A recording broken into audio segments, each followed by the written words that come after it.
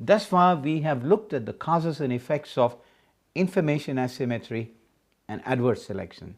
Now let's look at the third leg of this dilemma, moral hazard. How do we interpret moral hazard? Firms often have to deal with the principal-agent problem or the agency problem, as you may have learnt in your lessons in economics.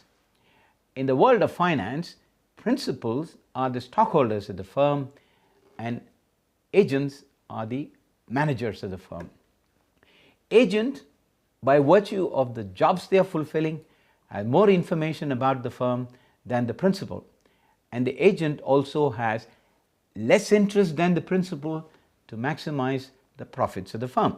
Hence, the agent almost always tends to act in his or her own interest, not in the stockholder's interest, i.e.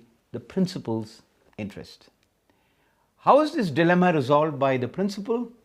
Through institutions such as external audit, compliance to standard accounting practices, and more recently, employee stock option plans.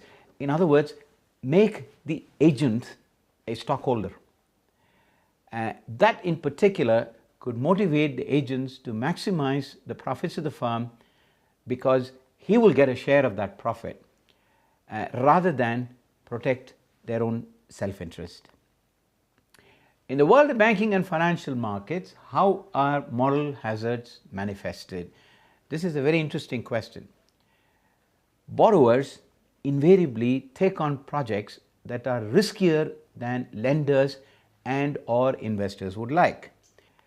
For example, the loan may be raised to put up another manufacturing facility, but let us say the agent ends up investing it in the equity stock market. That would be unacceptable end use of funds. And all of this results in reducing the probability of the loan or the bond being paid off or repaid on time.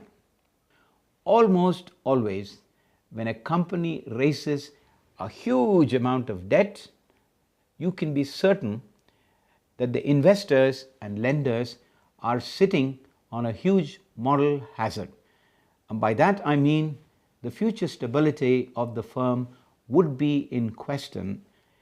Obtaining collaterals to protect themselves against the risk of default and restrictive covenants to avoid undesirable end use of funds are preemptive actions taken by bondholders and lenders to ensure that the moral hazard is minimized, but they would never be able to eliminate it.